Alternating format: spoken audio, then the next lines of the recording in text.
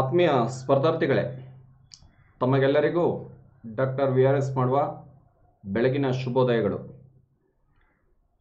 ಯಾರು ಇನ್ನೂ ಸಬ್ಸ್ಕ್ರೈಬ್ ಮಾಡಿಲ್ಲ, ಡಾಕ್ಟರ್ VRS ಗ್ರೂಪ್ ಅನ್ನುವಂಥದ್ದನ್ನ ಸಬ್ಸ್ಕ್ರೈಬ್ ಮಾಡಿ, ಬೆಲ್ ಬಟನ್ನ ಪ್ರೆಸ್ ಮಾಡಿ ಅಂತ ಹೇಳ್ತಾ, ಎರಡನೇದು ನೀವು ಕೇಳಿರುವಂಥ ಕೆಲವು ಕ್ಲಾರಿಫಿಕೇಷನಲ್ಲಿ ನೋಟ್ಸನ್ನ ಕೇಳ್ತೀರಾ. ಎವ್ರಿ ಡೇದು PDF ಕಳಿಸಿದ್ರೆ ಏನಾಗುತ್ತೆ ಅಂದರೆ ನಿಮಗೆ ಒಂದು ಪ್ಯಾಕೇಜಲ್ಲಿ ನಿಮಗೆ ನೋಟ್ಸ್ ಸಿಗಲ್ಲ. ಈಗ ಅಪ್ಲೈಡ್ ಕೆಮಿಸ್ಟ್ರಿ ಸಂಪೂರ್ಣವಾಗಿ ಕಂಪ್ಲೀಟ್ ಆದಮೇಲೆ PDF ಮಾಡಿ ಟೆಲಿಗ್ರಾಮ್ ಆ್ಯಪ್ನಲ್ಲಿ ನಾನು ನೋಟ್ಸನ್ನು ಕಳಿಸ್ಕೊಡ್ತೀನಿ. ಟೆಲಿಗ್ರಾಮ್ ಆ್ಯಪನ್ನು ಫಾಲೋ ಮಾಡಬೇಕಾಗತ್ತೆ. ಅದರದ್ದು ಡಾಕ್ಟರ್ VRS ಗ್ರೂಪ್ ಅಂತ ಇರುತ್ತೆ. ಅದನ್ನ ಫಾಲೋ ಅಪ್ ಮಾಡಿದ್ರೆ ನಿಮಗೆ PDF ನೋಟ್ಸ್ ಸಿಗುತ್ತೆ. ಅದನ್ನೇ ಕೇಳಿರ್ತೀರ, ಅದೇ ನಿಮ್ಮ ತಲೆಯಲ್ಲಿರುತ್ತೆ, ಅದೇ ನೋಟ್ಸ್ನು ಕೂಡ ಫಾಲೋ ಅಪ್ ಮಾಡ್ಬೋದು. ಕೆಲವಕ್ಕೆ ಅಲ್ಲಿರೋ ಪಾಯಿಂಟ್ ಅಷ್ಟೇ ಅಲ್ಲ, ಇನ್ನೊಂದು 2 ಮಾರ್ಕ್ಸ್ 1 ಮಾರ್ಕ್ಸ್ 2 ಮಾರ್ಕ್ಸ್ ಎಕ್ಸ್ಟ್ರಾ ಬರುತ್ತೆ ಅಂದರೆ ಒಂದು ಸ್ವಲ್ಪ ಎಕ್ಸ್ಟ್ರಾ ಹೇಳಿರ್ತೀವಿ. ಅದು ನೀವು ಕೇಳಿಸ್ಕೊಂಡಿರ್ತೀರ, ತೊಂದರೆ ಇಲ್ಲ. ಅಟ್ಲೀಸ್ಟ್ ಒಂದು ಬ್ರೀಫ್ ನೋಟ್ಸ್ ಅಂತೂ ಸಿಗುತ್ತೆ ನಿಮಗೆ. ಇಷ್ಟನ್ನೇ ಹೇಳ್ತಾ ಇವತ್ತಿನ ತರಗತಿಯನ್ನು ಸ್ಟಾರ್ಟ್ ಮಾಡೋಣ. ನಾವು ಲೋಹಗಳ ಬಗ್ಗೆ ಓದಿದ್ವಿ ಲಾಸ್ಟ್ ಕ್ಲಾಸ್ನಲ್ಲಿ. ಇವತ್ತು ಅಲೋಹಗಳ ಬಗ್ಗೆ ಓದೋಣ. ಸೈನ್ಸ್ ಇನ್ 360 ಡಿಗ್ರಿನಲ್ಲಿ ಅಟ್ಲೀಸ್ಟ್ ನಾವು ಎಷ್ಟು ಮಾಡ್ತೀವೋ ಅಷ್ಟರೊಳಗೆ 360 ಡಿಗ್ರಿನೂ ಕವರ್ ಆಗೋ ರೀತಿಯಲ್ಲಿ ನೋಡ್ಕೊಳ್ತಾ ಹೋಗೋಣ. ಓಕೆ. ಎರಡನೇದು, ನೀವು ಕೆಲವರು ಬುಕ್ಕನ್ನು ಕೇಳ್ತಾ ಇದ್ರಿ. ಬುಕ್ಕು ಎಲ್ಲ ರೆಪ್ಯೂಟೆಡ್ ಬುಕ್ ಸ್ಟಾಲ್ಗಳಲ್ಲಿ ಕರ್ನಾಟಕದಲ್ಲಿ ಸಿಗುತ್ತೆ. ಎರಡನೇದು, ಎಲ್ಲ ಆನ್ಲೈನ್ಗಳಲ್ಲೂ ಸಿಗುತ್ತೆ. ನಿಮ್ಗೊಂದು ಸ್ವಲ್ಪ ಈಸಿ ಅಂತಂದರೆ ಸಾಧನಾ ಆ್ಯಪ್ ಸ್ವಲ್ಪ ಈಸಿ ಅನಿಸುತ್ತೆ. ಕಾರಣ ಅಂತಂದರೆ ನಿಮ್ಮ ಮೊಬೈಲ್ನಲ್ಲೇ ಸಾಧನಾ ಅಕಾಡೆಮಿ ಆ್ಯಪನ್ನು ಡೌನ್ಲೋಡ್ ಮಾಡಿ ಬುಕ್ ಸ್ಟೋರ್ಗೆ ಹೋಗಿ ನೀವು ಬುಕ್ಕನ್ನು ಚೂಸ್ ಮಾಡಿ ಅಮೌಂಟನ್ನು ಪೇ ಮಾಡಿದ್ರೆ 10% ಡಿಸ್ಕೌಂಟ್ ವಿತೌಟ್ ಪೋಸ್ಟಲ್ ಚಾರ್ಜ್ ನಿಮ್ಮ ಮನೆಗೆ ಈ ಬುಕ್ಕನ್ನು ಕಳಿಸ್ಕೊಡ್ತಾರೆ. ಓಕೆ. ಸಮಗ್ರ ಸ್ಪರ್ಧಾ ವಿಜ್ಞಾನ ಈಗ ಆಲ್ರೆಡಿ ಗೊತ್ತಿದೆ, ಅದರಿಂದ ಮತ್ತೆ ನಾನು ಏನು ಹೇಳೋಕ್ಕೆ ಹೋಗಲ್ಲ. ನೆಕ್ಸ್ಟ್, ಇನ್ನೊಂದು ಸ್ಮಾರ್ಟ್ ಸೈನ್ಸ್ ಇಂಗ್ಲೀಷ್ನಲ್ಲಿ ಓದುವಂಥವ್ರು, ಎಸ್ಪೆಷಲಿ ಡಿಪ್ಲೊಮಾಗಳಿಂದ ಮತ್ತು ಇಂಜಿನಿಯರಿಂಗಿಂದ ಬಂದಂಥವ್ರು, ಕೆಲವರು ಕಾಮರ್ಸ್ ಸ್ಟೂಡೆಂಟ್ಸ್ಗೆ ಕನ್ನಡ ಒಂದು ಸ್ವಲ್ಪ ಇಂಟ್ರಪ್ಟ್ ಆಗ್ತಾ ಇರುತ್ತೆ. ಆ ಥರದವ್ರಿಗೆ ಆಕ್ಸೆಸಿಬಿಲಿಟಿ ಇರೋ ರೀತಿಯಲ್ಲಿದೆ. ಏನು ಕಾಂಪಿಟೇಟಿವ್ ಎಕ್ಸಾಮ್ ಕೇಳ್ತಾನೋ ಆ ಸಿಲೆಬಸ್ ಆಧಾರಿತವಾಗಿ ರಚಿತವಾಗಿರುವಂಥ ಏಕೈಕ ಪುಸ್ತಕ, ಕರ್ನಾಟಕದಲ್ಲಿ ಮೊಟ್ಟ ಮೊದಲಿಗೆ ಬಂದಂಥ ಇಂಗ್ಲೀಷ್ನಲ್ಲಿ ಬಂದಂಥ ಕಾಂಪಿಟೇಟಿವ್ ಎಕ್ಸಾಮ್ ಪುಸ್ತಕ ಇದು. ಓಕೆ, ಇಂಗ್ಲೀಷ್ನಲ್ಲಿ ಇದು ಕ್ವಶನ್ ಬ್ಯಾಂಕ್ ಇದೆ. ಕ್ವಶನ್ ಬ್ಯಾಂಕು ಅಷ್ಟೇ ಶಾರ್ಟ್ ಟೈಮ್ನಲ್ಲಿ ರಿವಿಷನ್ ಮಾಡೋದಕ್ಕೆ ನಿಮಗೆ ಹೆಲ್ಪ್ ಆಗುತ್ತೆ. ಓಕೆ. ಸುಮಾರು 2500+ ಕ್ವಶನ್ ಪೇಪರ್ ನಿಮಗೆ ಕ್ವಶನ್ಸ್ಗಳು ಗೊತ್ತಾಗ್ತವೆ. ಮತ್ತು ತುಂಬ ಇಂಪಾರ್ಟೆಂಟಾಗಿ ನಾವು ಮಾರ್ಕ್ಸ್ ಕೊಳ್ಳೋದು ಕಾಂಪಿಟೇಟಿವ್ ಎಕ್ಸಾಮ್ನಲ್ಲಿ ಮಲ್ಟಿಪಲ್ ಚಾಯ್ಸ್ನಲ್ಲಿ. HK ಮಲ್ಟಿಪಲ್ ಚಾಯ್ಸನ್ನು ಸೈನ್ಸಲ್ಲಿ ಕೇಳುವಂಥ ಎಲ್ಲ ಆ್ಯಂಗಲಲ್ಲೂ ಕವರ್ ಮಾಡಿದ್ದೀವಿ. ಮೂಲಮಾನ, ಕಂಡುಹಿಡಿದಿರುವಂಥದ್ದು, ಉಪಕರಣ, ಈ ಥರದಲ್ಲೆಲ್ಲ ನಿಮಗೆ ಎಲ್ಲೂ ಅದು ನಿಮಗೆ ಕೈ ಕೊಡಲ್ಲ. ಎಲ್ಲ ಒಂದಲ್ಲ ಒಂದು ಆ್ಯಂಗಲಲ್ಲಿ ಅಷ್ಟು ಕ್ವಶನ್ಸ್ಗಳು ಕವರ್ ಆಗುವಂಥ ಸಾಧ್ಯತೆ ಇದೆ. ಅದು ಮ್ಯಾಥ್ಯೂ ಫಾಲಿಂಗಲ್ ಅಂದರೂ ನೇರವಾಗಾರು ಕೇಳ್ತಾರೆ ಅದರಲ್ಲಿ. ಅದು ಬೇರೆ ಯಾವುದೇ ಕ್ವಶನ್ ಬ್ಯಾಂಕಲ್ಲಿ ಸಿಗಲ್ಲ. ನಮ್ಮ ಕ್ವಶನ್ ಬ್ಯಾಂಕಲ್ಲಿ ಸುಮಾರು ಒಂದು 35ರಿಂದ 40 ಮಲ್ಟಿಪಲ್ ಚಾಯ್ಸ್ನೇ ನಿಮ್ಗೆ ಸಿಗುತ್ತೆ. ಅದು ತುಂಬ ಹೆಲ್ಪ್ ಆಗುತ್ತೆ. ಇವತ್ತು ಅಲೋಹ ನೋಡೋಣ, ನಾನ್ ಮೆಟಲ್ಸ್. ನಾನು ಈಗಾಗಲೇ ಹೇಳಿದೆ ಸ್ನೇಹಿತರೆ, ಗ್ರೂಪ್ C ಎಕ್ಸಾಮ್ಗಳಲ್ಲಿ ಒಂದು ಮೆಟಲ್ಸ್ ಮೇಲೆ ಕ್ವಶನ್ಸ್ ಇರುತ್ತೆ, ಇಲ್ಲದೆ ನಾನ್ ಮೆಟಲ್ಸ್ ಮೇಲೆ ಕ್ವಶನ್ಸ್ ಇರುತ್ತೆ. ಎರಡರಲ್ಲಿ ಒಂದರಲ್ಲಿ ಯಾವ ಥರಲ್ಲರೋ ಕ್ವಶನ್ಸ್ ಇದ್ದೇ ಇರುತ್ತೆ. ಇವೆರಡು ಏರಿಯಾನ ನೀವು ಡಾಮಿನೆಂಟ್ ಏರಿಯಾ ಅಂತಲೇ ತಿಳ್ಕೊಳ್ಳಿ. ಒಟ್ಟಿನಲ್ಲಿ ಅದು PSI ಆಗಿರ್ಬೋದು, ಮುಂದೆ ಬರುವಂಥ PDO ಎಕ್ಸಾಮ್ ಆಗಿರ್ಬೋದು, ST ಆಗಿರ್ಬೋದು, ಯಾವುದಾದ್ರು ಆಗಿರ್ಬೋದು. ಓಕೆ. PC ಇಂದ ಹಿಡಿದು IAS ವರೆಗೂ ಈ ಏರಿಯಾದಲ್ಲಿ ಕ್ವಶನ್ಸ್ಗಳು ಬಂದಿವೆ. ಓಕೆ. ಅದರೊಳಗೆ 2 ಪ್ರಮುಖವಾಗಿರುವು ನಾನ್ ಮೆಟಲ್ಸ್ ಅಂದರೆ ಅಲೋಹ ಅಂತ ಕನ್ನಡದಲ್ಲಿ. 2 ಪ್ರಮುಖವಾಗಿರುವಂತಂದರೆ ಒಂದು ಡೈಮಂಡ್ ವಜ್ರ, ಇನ್ನೊಂದು ಗ್ರಾಫೈಟ್. ಈ 2 ಮೇಲೆ HK ಪ್ರಶ್ನೆಗಳು ಬರ್ತವೆ. ಕಾರಣ ಇವೆರಡು ಡಾಮಿನೆಂಟ್ ಎಲಿಮೆಂಟ್ಸ್, ಅದರೊಳಗೆ ತುಂಬ ಪ್ರಭಾವಿತವಾಗಿ ಕಾಣುವಂಥ ಎಲಿಮೆಂಟ್ಸ್. ಈಗ ನೋಡೋಣ, ವಜ್ರ ಅನ್ನೋದು ಯಾವುದರ ಬಹುರೂಪ ಅಂತ ಕೇಳ್ತಾನೆ. ಬಹುರೂಪತೆ ಅಂದರೆ ನಾನು ಈಗಾಗಲೇ ಹೇಳಿದ್ದೀನಿ. ನಾನು ಒಂದು ವಸ್ತುವಿನ ರಾಸಾಯನಿಕ ಗುಣ ಒಂದೇ ಆಗಿದ್ದು ಭೌತಿಕ ಸ್ಥಿತಿ ಭಿನ್ನವಾಗಿರೋದಕ್ಕೆ ಬಹುರೂಪತೆ ಅಂತ ಕರಿತೀವಿ. The element having same chemical properties but different physical properties are called an allotropes ಅಂತ ಕರೀತಾರೆ. ಓಕೆ. ವಜ್ರ ಯಾವುದರ ಬಹುರೂಪತೆ ಅಂತ ಕೇಳಿದ್ರೆ ಇಂಗಾಲ ಅಂತ ಕೊಟ್ಟಿರ್ತಾನೆ ಕನ್ನಡದಲ್ಲಾದರೆ, ಇಲ್ಲದ್ರೆ ಕಾರ್ಬನ್ ಅಂತಲೂ ಕೊಡ್ತಾನೆ. ಇಂಗ್ಲೀಷ್ ಪದ ಅದು ಕಾರ್ಬನ್ ಅನ್ನೋದನ್ನು ಕೊಡ್ತಾರೆ. Diamond is a allotropic form of carbon. ವಜ್ರ ಇಂಗಾಲದ ಶುದ್ಧ ಬಹುರೂಪ. ಶುದ್ಧ ಬಹುರೂಪ ಅನ್ನೋದು ವೆರಿ ಇಂಪಾರ್ಟೆಂಟು. ಓಕೆ.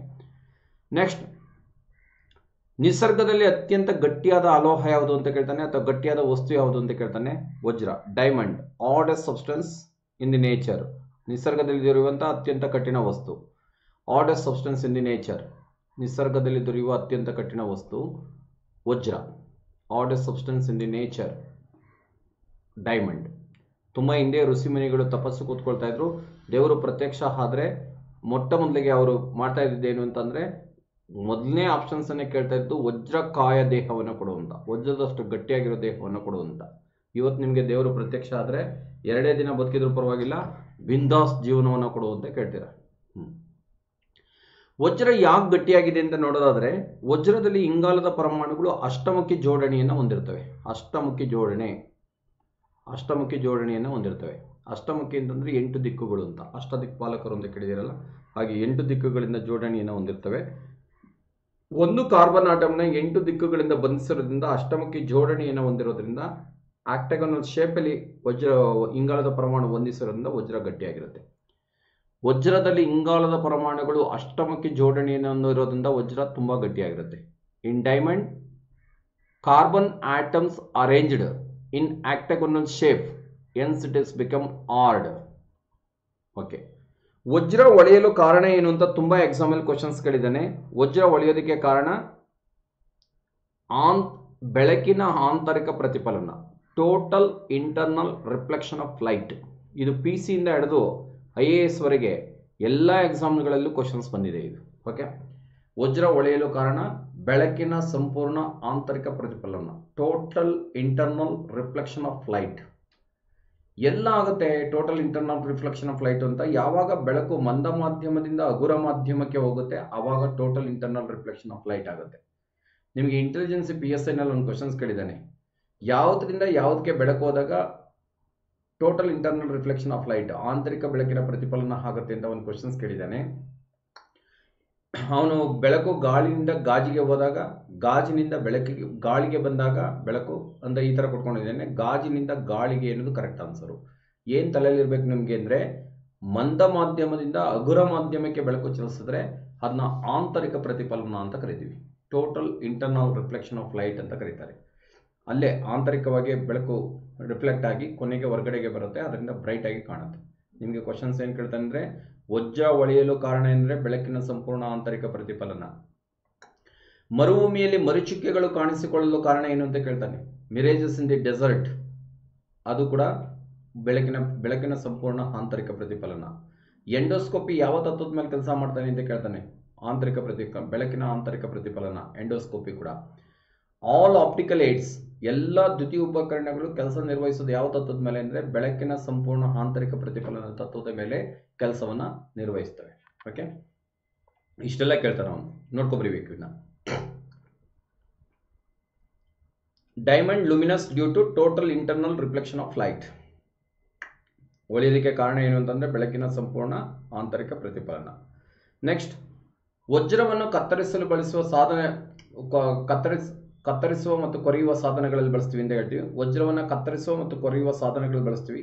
ಕಾರಣ ಕತ್ತರಿಸೋದಕ್ಕೆ ಅಂತಂದ್ರೆ, ಈಗ ಉದಾಹರಣೆಗೆ ನೀವು ಗ್ಲಾಸ್ ಅಂಗಡಿಗೆ ಹೋದ್ರೆ ಒಂದು ವೀಲ್ ಇರುತ್ತೆ, ಅದಕ್ಕೆ ವಜ್ರದ ತಿಳಿ ನೀರನ್ನ ಬಿಟ್ಟಿರ್ತಾರೆ. ನೀವು ಹೇಗೆ ಕಟ್ ಮಾಡ್ತಿರೋ ಹಾಗೆ ಕಟ್ ಆಗ್ಬಿಡುತ್ತೆ ಅದು. ಓಕೆ, ಅಷ್ಟು ಶಾರ್ಪ್ನೆಸ್ನ ಕೊಟ್ಬಿಡುತ್ತೆ. ಕೊರೆಯುವ ಸಾಧನಗಳು, ಬೋರ್ವೆಲ್ ರಾಡ್ ಇರುತ್ತೆ, ರಾಡ್ನ ಮುಂದ್ಗಡೆ ವಜ್ರದ ತಿಳಿ ನೀರನ್ನ ಬಿಟ್ಟಿರ್ತಾರೆ, ರಾಕನ್ನು ಕೂಡ ಪೌಡರ್ ಮಾಡ್ಕೊಂಡು ಹೋಗೋದಕ್ಕೆ ಹೆಲ್ಪ್ ಮಾಡಿಬಿಡುತ್ತೆ. ಓಕೆ, ಆ ಥರ ಕತ್ತರಿಸುವ ಮತ್ತು ಕೊರೆಯುವ ಸಾಧನಗಳಲ್ಲಿ ಬಳಸ್ತಾರೆ. ವಜ್ರವನ್ನು ಎಲ್ಲಿ ಬಳಸ್ತಾರೆ ಅಂತ ಕ್ವಶನ್ಸ್ ಕೇಳ್ತಾರೆ, ಗೊತ್ತಿರಲಿ. ಇಡೀ ಪ್ರಪಂಚದಲ್ಲಿ ವಜ್ರದ ಉತ್ಪಾದನೆಯಲ್ಲಿ ಪ್ರಥಮ ರಾಷ್ಟ್ರ ಯಾವುದು ಅಂತಂದ್ರೆ ದಕ್ಷಿಣ ಆಫ್ರಿಕಾ, ಅದರೊಳಗೂ ಕಿಂಗ್ ಬರ್ಲಿ ಅನ್ನುವಂಥ ಒಂದು ರಾಷ್ಟ್ರ, ಕಿಂಗ್ ಬರ್ಲಿ. ಭಾರತದಲ್ಲಿ ಪ್ರಸಿದ್ಧವಾದ ವಜ್ರ ಯಾವುದು ಅಂತ ಕೇಳ್ತಾನೆ. ಭಾರತದಲ್ಲಿ ಪ್ರಸಿದ್ಧವಾದಂಥ ವಜ್ರ ಕೊಹಿನೂರು ವಜ್ರ, ಇದು ವಜ್ರದ ಹೆಸರು. ಇದು ಕೊಹಿನೂರು ವಜ್ರ, ಫೇಮಸ್ ಇನ್ ಇಂಡಿಯಾ. ಓಕೆ, ವಜ್ರದ ಶುದ್ಧತೆಯನ್ನು ಯಾವ್ದ್ರಿಂದ ಹೇಳ್ತೀವಿ ಅಂತಂದ್ರೆ, ವಜ್ರದ ಶುದ್ಧತೆ ಹೊಳಪು ಮತ್ತು ಕ್ಯಾರೆಟ್ನ ಆಧಾರದ ಮೇಲೆ ನಿರ್ಧರಿಸ್ತಾರೆ. ಎಷ್ಟು ಬ್ರೈಟ್ನೆಸ್ ಇದೆ, 1 ಕ್ಯೂಬಿಕ್ ಮಿಲಿಮೀಟರ್ ಅಲ್ಲಿ ಎಷ್ಟು ರೇಸಸ್ ಹೊರಗಡೆ ಬರುತ್ತೆ ಮತ್ತು ಕ್ಯಾರೆಟ್ನ ಆಧಾರದ ಮೇಲೆ ಡಿಸೈಡ್ ಮಾಡ್ತಾರೆ. The purity of diamond measured by shining ಅಥವಾ ಲುಮಿನಸ್ ಅಂಡ್ ಕ್ಯಾರೆಟ್, ಇದ್ರ ಮೇಲೆ ಡಿಸೈಡ್ ಅನ್ನ ಮಾಡ್ತೀವಿ. ವಜ್ರದಲ್ಲಿ ಇನ್ನೊಂದು ಸ್ವಲ್ಪ ಕ್ವಶನ್ಸ್ಗಳು ಕವರ್ ಆಗ್ತವೆ, 5 ಅಂತ ಅನ್ಕೊಂಡೆ. ಇದೊಂದು ಗೊತ್ತಿರಲಿ. ವಜ್ರವನ್ನು ಕತ್ತರಿಸಲು ಬಳಸುವಂತಹ ಸಂಯುಕ್ತ ವಸ್ತು ಯಾವುದು ಅಂತ ಕೇಳ್ತಾನೆ. ಸಿಲಿಕಾನ್ ಕಾರ್ಬೈಡ್ ಅಥವಾ ಕಾರ್ಬೋರೆಂಡಮ್ ಅನ್ನು ಬಳಸ್ತಾರೆ. ಇದರ ಮಾಲಿಕ್ಯುಲರ್ ಫಾರ್ಮುಲಾ ಕೇಳಿದಾನೆ PSI ನಲ್ಲಿ, SiC. ಯಾಕೆ ಇದನ್ನು ಬಳಸ್ತಾರೆ ಅಂದ್ರೆ, ಸಿಲಿಕಾನ್ ಕಾರ್ಬೈಡ್ ಅಂದ್ರೂ ಒಂದೇ, ಕಾರ್ಬೋರೆಂಡಮ್ ಅಂದ್ರೂ ಒಂದೇ. ಸಿಲಿಕಾನ್ ಕಾರ್ಬೈಡ್ನ ಮತ್ತೊಂದು ಹೆಸರು ಏನು ಅಂತಾನೆ ಕೇಳ್ತಾನೆ, ಕಾರ್ಬೋರೆಂಡಮ್. ಇದರ ಮಾಲಿಕ್ಯುಲರ್ ಫಾರ್ಮುಲಾ ಕೇಳಿದ್ರೆ SiC, S ಕ್ಯಾಪ್ಸಲ್ ಇರಬೇಕು, small I small C, okay capital C, sorry ತಪ್ಪು ಹೇಳ್ಬಿಟ್ಟೆ, ಅದು ಕ್ಯಾಪಿಟಲ್ S ಇರಬೇಕು, ಸ್ಮಾಲ್ ಐ ಇರಬೇಕು, ಕ್ಯಾಪಿಟಲ್ ಸಿ ಇರಬೇಕು. Silicon carbide, this is the second hardest substance, ಎರಡನೇ ಗಟ್ಟಿಯಾದ ವಸ್ತು, ಸೆಕೆಂಡ್ ಆರ್ಡೆಸ್ಟ್ ಸಬ್ಸ್ಟೆನ್ಸ್. ವಜ್ರ ಬಿಟ್ಟರೆ ಎರಡನೇ ಗಟ್ಟಿಯಾದಂಥ ವಸ್ತು ಯಾವುದು ಅಂದರೆ ಇದು. ಓಕೆ, ಇದನ್ನು ವಜ್ರವನ್ನು ಕತ್ತರಿಸೋದಕ್ಕೆ ಬಳಸ್ತೀವಿ, ಕಟಿಂಗ್ ಆಫ್ ಡೈಮಂಡ್, ವಜ್ರವನ್ನು ಕತ್ತರಿಸೋದಕ್ಕೆ ಬಳಸ್ತೀವಿ, ಅದೊಂದು ಗೊತ್ತಿರಲಿ. IAS ಅಲ್ಲಿ ಕೇಳಿದ್ದೇನೆ, ಈ ಕೆಳಗಿನ ಯಾವ ಸಂಯುಕ್ತ ವಸ್ತು ವಜ್ರದ ಸಾಮ್ಯತೆಯನ್ನು ಹೊಂದಿದೆ ಅಂತ. ಸಿಲಿಕಾನ್ ಕಾರ್ಬೈಡ್ ಅಥವಾ ಕಾರ್ಬೋರೆಂಡಮ್ ವಜ್ರದ ಸಾಮ್ಯತೆಯನ್ನು ಹೊಂದಿರುವು. ಸಿಲಿಕಾನ್ ಕಾರ್ಬೈಡ್ ಅಂದ್ರೂ ಒಂದೇ, ಕಾರ್ಬೋರೆಂಡಮ್ ಅಂದ್ರೂ ಒಂದೇ, ಗೊತ್ತಿರಲಿ. ಇದಿಷ್ಟು ಕ್ವಶನ್ಸ್ಗಳನ್ನು ಡೈಮಂಡ್ ಮೇಲೆ ಕ್ವಶನ್ಸ್ ಕೇಳ್ತಾನೆ. ಡೈಮಂಡ್ ಮೇಲೆ ಕ್ವಿಕ್ಕಾಗಿ ಒಂದೇ ಒಂದು ಸಲ ಹೇಳ್ಕೊಂಡ್ಬಿಡ್ತೀನಿ, ಕೇಳಿಸ್ಕೊಂಡು ಹೋಗ್ಬಿಡಿ.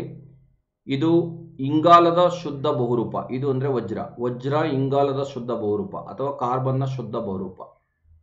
ನಿಸರ್ಗದಲ್ಲಿ ದೊರೆಯುವ ಅತ್ಯಂತ ಕಠಿಣ ವಸ್ತು ಯಾವುದು ಅಂತ PSI ಕ್ವಶನ್ಸ್ ಕೇಳಿದ್ದೇನೆ, ವಜ್ರ. Hardest substance in the nature. Next, ವಜ್ರದಲ್ಲಿ ಇಂಗಾಲದ ಪರಮಾಣುಗಳು ಅಷ್ಟಮುಖಿ ಜೋಡಣೆಯನ್ನು ಹೊಂದಿರುವುದರಿಂದ ವಜ್ರ ತುಂಬಾ ಗಟ್ಟಿಯಾಗಿದೆ.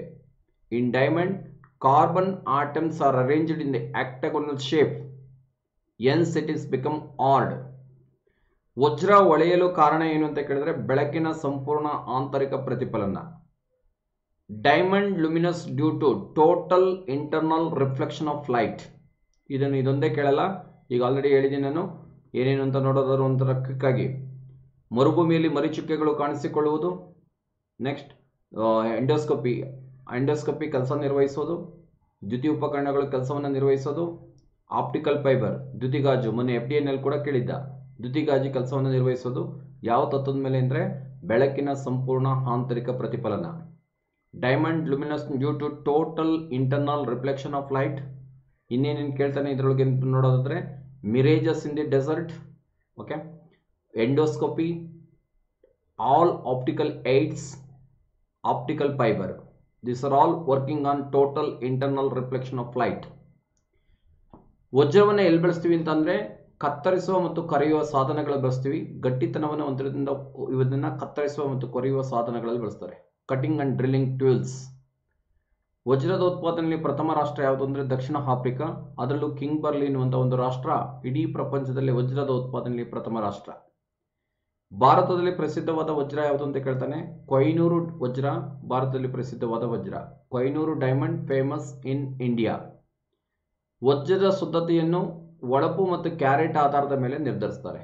The purity of the diamond measured by luminous and carat ಮೇಲೆ ನಿರ್ಧರಿಸ್ತೀವಿ. ಇದಿಷ್ಟು ಡೈಮಂಡ್ ಮೇಲೆ ಗೊತ್ತಿರಬೇಕು. ನೆಕ್ಸ್ಟ್, ಗ್ರಾಫೈಟ್ಗೆ ಹೋಗೋಣ ಸ್ನೇಹಿತರೆ. ಗ್ರಾಫೈಟ್ ಅನ್ನೋದು ಇಂಗಾಲದ ಒಂದು ಬಹುರೂಪ. ಇಲ್ಲಿ ಶುದ್ಧ ಅನ್ನುವಂಥ ಪದವನ್ನು ಬಳಸಲಿಲ್ಲ ನಾವು. ಅದೇ ಇದರೊಳಗೆ ಏನು ಮಾಡಿದ್ವಿ, ಶುದ್ಧ ಅನ್ನುವಂಥ ಪದವನ್ನು ಬಳಸಿದ್ವಿ. ಯಾವುದರಲ್ಲಿ ವಜ್ರದಲ್ಲಿ ಶುದ್ಧ ಅನ್ನುವಂಥ ಪದವನ್ನು ಬಳಸಿದ್ವಿ.